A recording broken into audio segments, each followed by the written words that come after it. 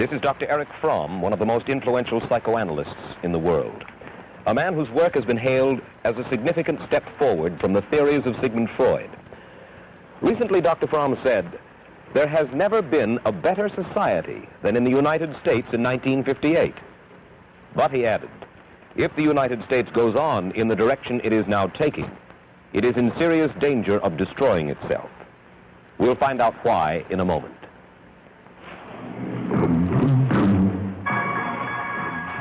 The Mike Wallace interview, presented by the American Broadcasting Company in association with the Fund for the Republic, brings you a special television series discussing the problems of survival and freedom in America.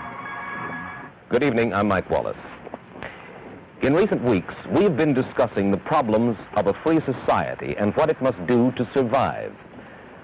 Tonight, we'll try to measure the impact of our free society on us as individuals, whether we're as happy as we like to think we are, or as free to think and to feel. Our guest is Dr. Erich Fromm, a psychoanalyst and social critic who is internationally renowned for his studies of men and their search for freedom. Dr. Fromm, first let me ask you this. From many different quarters, the United States, I think you will agree, has been criticized as a materialistic society, perhaps even a shallow society. Yet only recently you said this. You said there has never been a better society than in the United States in 1958. What do you mean by that? Well, I mean it, of course, in relative terms. The history of man so far is nothing to brag about from the standpoint of our ideals. And what I mean is that in comparison with most other societies, our present-day American society has achieved things which are remarkable. Material wealth greater than for any other nation, a relative freedom from oppression, a relative mobility, spreading of art, of music, of thought, which is also rather unique. So I would say compared with the 19th century, compared with most previous history, this is as good a better society than any which man has ever made. But that doesn't mean it is such a good one. Well, that's the point. At the same time, you make this apparently contradictory statement, because you also said earlier this week, if the United States goes on in the direction it is taking, it is in serious danger of destroying itself. Now, how? In what ways? Well, Mr. Wallace, I would say, if I would put it generally, because in our enthusiasm to dominate nature and to produce more material goods, we have transformed means into ends. We wanted to produce more in the 19th century and the 20th century, in order to give man the possibility for a more dignified human life. But actually what has happened is that production and consumption have ceased to be means and have become ends. And we are production crazy and consumption crazy. Well, I would like to get your views, with that as a background, I'd like to get your views as a psychoanalyst on specific instances, on what is happening to us as individuals. For instance, what would you say is happening to man, American man, in relationship to his work? I think his work is to a large extent meaningless, because he is not related to it. He is increasingly part of a big machinery, social machinery, governed by a big bureaucracy. And I think American man unconsciously hates his work very often because he feels trapped by it, imprisoned by it, because he feels that he's spending most of his energy for something which has no meaning in itself. By meaning in itself, he uses his work to make a living. Certainly yes. That is dignified, sensible, and necessary. Yes, but that is not quite enough to make one happy if one spends 8 hours a day in something which in itself has no meaning and interest except that one gains money from it. Well, by meaning and interest in work, maybe I'm pressing this unnecessarily hard. What specifically do you mean? When a man works at a factory with a monkey wrench, let us say, what meaning, what deeper meaning are you looking for? Well, there is a creative pleasure which, for instance, the artisan in the Middle Ages or in a country like Mexico still today has, namely the pleasure of creating something. Now, you find quite a few skilled workers who still have that pleasure. maybe in a steel mill, maybe a worker who works with a complicated machine. He has a sense that he's creating something. But if you take a salesman who sells a useless commodity, he feels like a fraud and he hates his commodity like something. Mm-hmm. But you say a useless commodity if he sells toothbrushes or automobiles, well, televisions? Useless is a relative term. For instance, if in order to make his quota, he has to make people buy things of which he knows they shouldn't buy them, then indeed, in terms of the needs of these people, they are useless, even if in themselves they are all right. In writing about men in America, you've talked frequently about what you call the marketing orientation. What do you mean by the marketing orientation, Dr. Fromm? I mean by that our main way of relating ourselves to others is like things relate themselves to things on the market. We want to exchange our own personality, or as one says sometimes, our personality package, for something. Now, this is not so true for the manual worker. The manual worker does not have to sell his personality. He doesn't have to sell his smile. But what you might call the symbol pushers, that is to say all the people who deal with figures, with paper, with men, who manipulate, to use a better or nicer word, manipulate men and signs and words. All those today have not only to sell their service, but in the bargain they have to sell their personality more or less. There are exceptions. So his sense of his own value must therefore depend upon what the market, in a sense, is willing to pay for him. Exactly. Just as a handbag which cannot be sold because there is not enough demand is economically speaking useless. And if the handbag could think, it would have a terrific inferiority feeling, because not having been bought, it would feel useless. So does a man who considers himself as a thing, and if he's not successful to sell himself, he feels he is a failure. All right, let's move to our social relationships, in our feelings toward our neighbors, toward our friends. What's happening to man in those spheres? Well, in the first place, I would say our social relationships are relatively shallow. We are actually afraid to be intimate with people. Many people even with their wives and husbands. And we substitute, or we rather hide this fear of real intimacy by a superficial kind of friendliness, which is quite nice, but nevertheless very shallow. But I think there is another answer to your question, which I should like to give. Actually, if you take the average American, and studies have shown that, he is really concerned only with private affairs, that is to say, with his health, his money, and family affairs. He is not concerned with his society. He talks about it. But, you know, if one speaks of being concerned, I mean something about which one loses one's sleep sometimes. Mm-hmm. And the average American never loses his sleep about affairs which relate to his society and to our whole country. That is to say, I mean, he has separated his private life from his existence as a member of his society and leaves that to the specialists in the government to take care of. Do you think that that is happening to American man? And of course we're speaking not only of American man, but American woman as well here, Dr. Fromm, in relationship to his politics, to his political beliefs? Yes, indeed. We have in the same way relegated our own responsibility in what happens to our country to the specialists who are supposed to take care of it, and the individual citizen does not feel that he can judge and even that he should judge and take any responsibility. I think there are quite a number of recent developments which show that. Like for instance? Like for instance, that we are confronted with the possibility of a war of such destruction that the whole existence of our nation and of the whole world is at stake.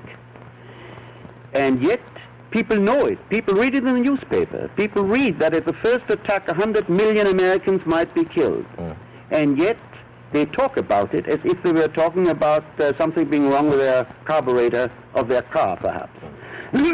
Actually, they have paid more attention to the danger of a flu epidemic than to the danger of the atomic bomb. Because... Don't you think that's a little overstatement, Dr. Fromm? Well, I wished it were, because what I see is relatively few people who experience, who feel the danger which we are threatened with, and who feel the responsibility of doing something about it. Well, maybe when you talk about the responsibility of doing something, maybe it simply is this, that we find it very difficult to make ourselves felt in this amorphous society in which we live. Each individual would want to do something, but would find it difficult to make himself felt. Well, I think here you point out to one, really, of the basic defects of our system, that the individual citizen has very little possibility of having any influence, of making his opinion felt in the decision-making. And I think that in itself leads to a good deal of political lethargy and stupidity. It is true that one has to think first and then to act. But it's also true that if one has no possibility of acting, one thinking kind of becomes empty and stupid. Let's talk about the man in relation to his love, his marriage. Well, I would say love is something everybody talks about, and the need for love is one of the most basic needs of man, namely the experience of union with another being, of becoming one with another being. And yet I would say that love today is a relatively rare phenomenon, that we have a great deal of sentimentality, we have a great deal of illusion about love, namely as something one falls in, but the question is that one cannot fall in love really, one has to be in love, and that means that loving becomes, and the ability to love, becomes one of the most important things in life. Why is it so difficult for us to be in love as human beings? What is wrong with us, as you see it? Because we are concerned with things, we are concerned with success, we are concerned with money, we are concerned with instrumentalities. And the most important things we talk about on Sundays are things to which we pay very little attention. Love is not easy.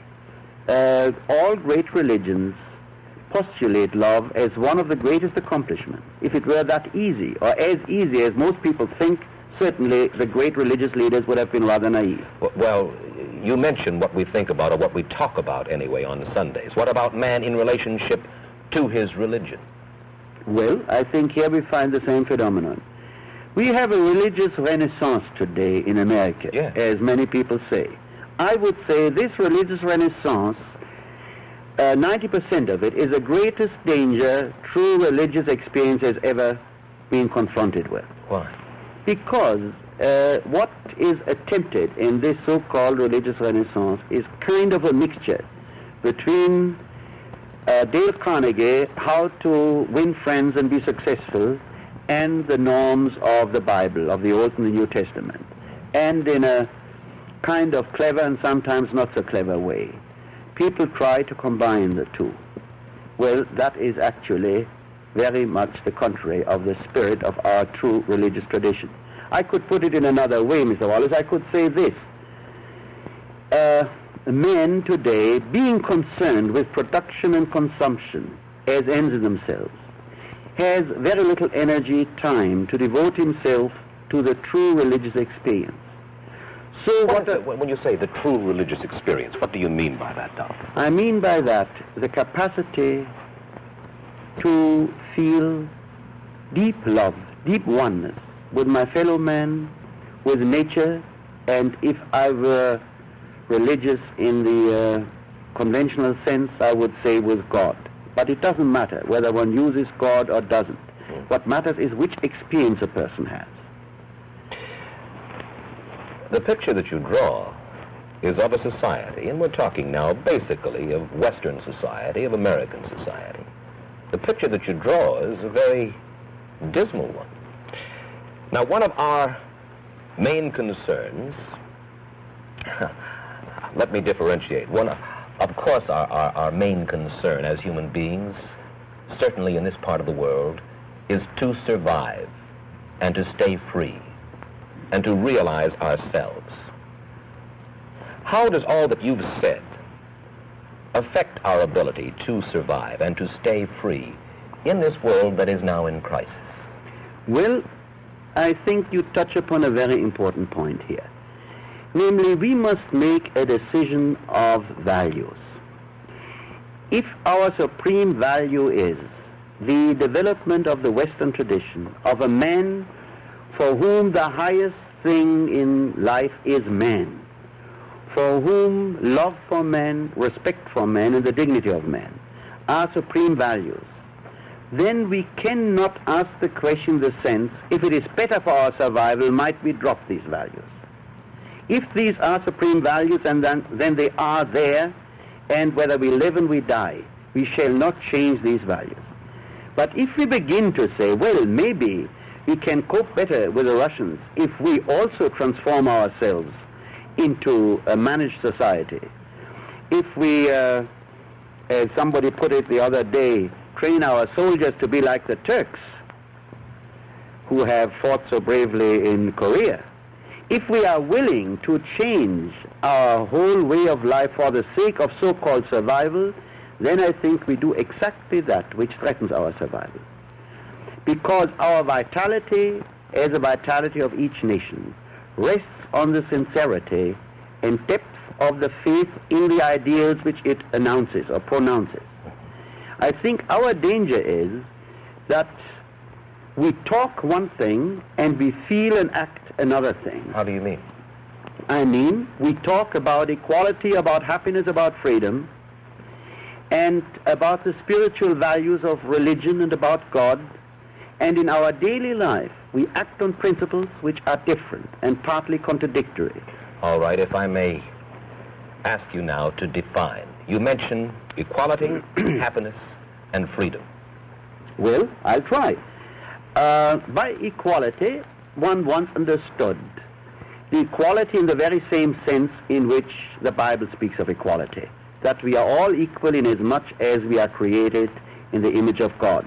Or if I don't use theological language, that we are all equal in the sense that no man must be the means for the purposes of another man, but each individual is an end in himself. Today, we talk a lot about equality, but I think what most people mean by it is sameness, that everybody is the same, and they are afraid if they are not the same, they are not equal. And happiness? Well, happiness is a very proud word of our whole cultural heritage. I think if you ask what people really mean by happiness today, it is the experience of unlimited consumption, the kind of thing Mr. Huxley has described in The Brave New World. Mm-hmm. I think if you would ask people what their concept of heaven is, and if they were honest, they would say it's a kind of big department store with new things every week and enough money to buy everything new. Happiness today, I think, is for most people the satisfaction of the eternal suckling to drink in more, this, that, and the other. And what should happiness be? Happiness should be something which results from the creative, genuine, intense relatedness, awareness, responsiveness to everything in life, to man, to nature. Happiness does not exclude sadness. If a person responds to life, he's sometimes happy and sometimes sad. What matters is he responds. And the third was a democracy or freedom? Well, all these words are used now rather indiscriminately. I would say democracy once meant organization of society in the state in which the individual citizen feels responsible and acts responsibly and participates in decision-making. I think what democracy means today in reality is to a large extent manipulated consent, not forced consent, manipulated consent, and manipulated more and more with the help of Madison Avenue. Well now that we have stated the indictment, tell me, how did we get this way? What happened to us? Where did we get off the track, Dr. Fromm? I think we got off the track, as many societies do, who follow successfully one aim and yet are not capable of seeing at what point the pursuit of this aim prevents them from following a more total aim. That is to say, they get into a blind alley. I think, to be specific, we got off the track when we concentrated more and more on production of things. Thereby, we created a split between intellect and emotion. Because in order to produce a modern technique, you have to use intellect. And we have created men who are very brilliant, who are very clever, but our emotional life has become impoverished. Are you talking about capitalism? Is that... Yes, I talk about capitalism, I talk about the industrial system as it has been created since 100, 200 years. Yeah. Well, now, would you suggest another system which would better fortify man, which would better understand and help man to realize himself? Yes, indeed. I am a socialist. And, however, I have to add that what I understand by socialism is exactly the opposite of what many people, or most people today, mean by socialism. Explain. I understand by socialism a society in which the aim of production is not profit, but the use, in which the individual citizen participates responsibly in his work and in the whole social organization, and in which he is not a means who is employed by capital. But he's going to be employed by the state, is he not, Dr. Fromm? Yes. Are you not putting the individual in socialism at the disposal of the state? Doesn't it devalue the individual? Well, we must clarify one thing. Socialism, if the Russians claim they have socialism, this is just, I would say, a lie. They have no socialism at all. They have what I would call a state capitalism. Their system is the most reactionary, conservative system anywhere in Europe today, or in America for that matter. And actually, the ownership of industry by the state, that is not socialism. Actually, if you take a nationalized British industry, it is not different from Ford and General Motors as far as the realistic situation of the work in the factory. Well, then what is socialism? If that is not socialism, what is? Well, I would say it is, to be quite specific, I see socialism in the direction of management of an enterprise by all who work in the enterprise. I would consider a socialism a mixture of the minimum of centralization necessary for a modern industrial state and a maximum of decentralization. I would have to say this, Mr. Wallace. We are terribly imaginative as far as technique and science is concerned. As far as changes in social arrangements are concerned, we lack utterly in imagination. If we would... But Dr. Fromm, I keep thinking as you talk, we have been told that by certain persons that we have a creeping socialism now going on in the United States, and certainly it is a more socialistic country today than it was, let's say, 20 or 25 years ago. And yet, you yourself complain about bureaucracy. You yourself complain that the individual is losing his way in this state in which we live, and at the same time you call for more socialism. Aren't you just adding poison to the poison that is already being injected into our systems, if indeed socialism be poison? Yes, but for me, socialism is exactly the opposite of a bureaucratically managed culture. We talk a great deal about Russia today, and I'm afraid that in 20 years, we and Russia will be more similar than different. Why? Because what is common to both societies is a development into a managed mass society with big bureaucracies, managing people. The Russians do it by force, we do it by persuasion. I appreciate the tremendous difference that we can express ideas without being afraid of being killed or imprisoned. But I think the Russians might do away with the terror in 20 or 30 years when they are richer and when they don't need these repressive methods so much. What we have in common is a mass man, a mass bureaucracy, and a manipulation of everyone to act smoothly, but with the illusion that he follows his own decisions and opinions. So far, I personally, if I may express an opinion, go with you. But I find it difficult to go with your solution. I go with your diagnosis, but not to your cure, because I don't understand your socialism, I guess. Well, you see, that is so difficult because the Russians have succeeded in one thing. They have sold the world the idea that they represent socialism and the ideas of Marx.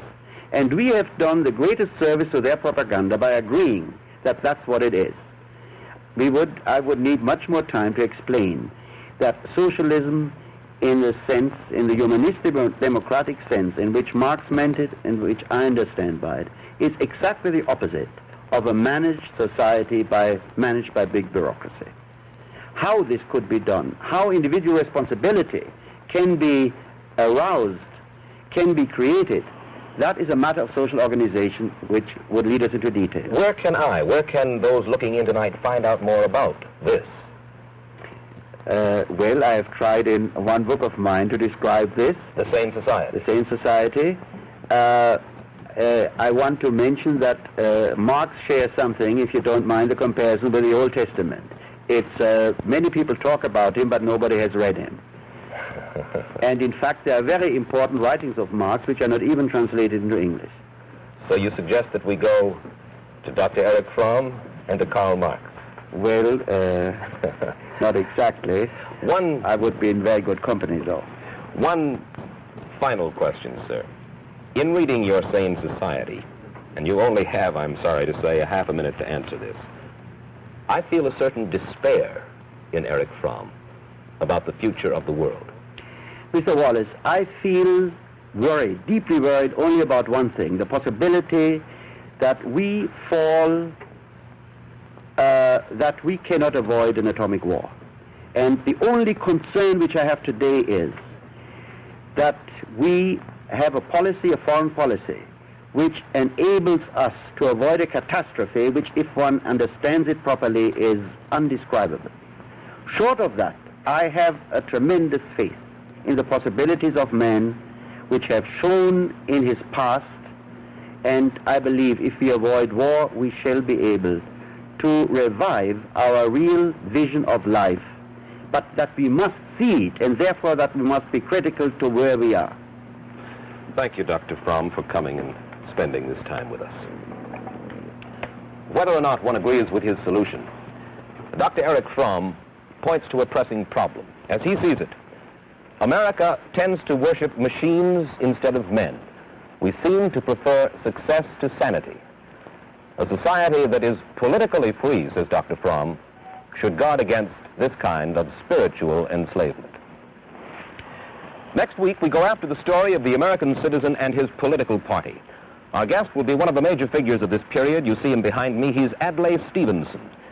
If you want to know what control the voter has over the policies of his government, if you want to find out the effects of radio, television, and the press on political candidates and campaigns, and if you want to know which has the greatest influence on public policy, the political party, the private citizen, or special interest groups like the Farm Bloc, the labor unions, the National Association of Manufacturers, or the American Legion, we'll go after those stories from Adlai Stevenson next week. Till then, Mike Wallace, good night.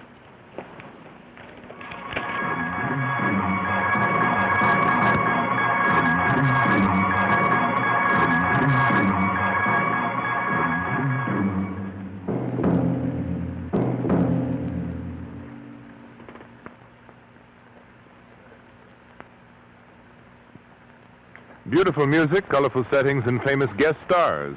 Enjoy The Voice of Firestone, conducted by Howard Barlow, tomorrow night on ABC Television Network.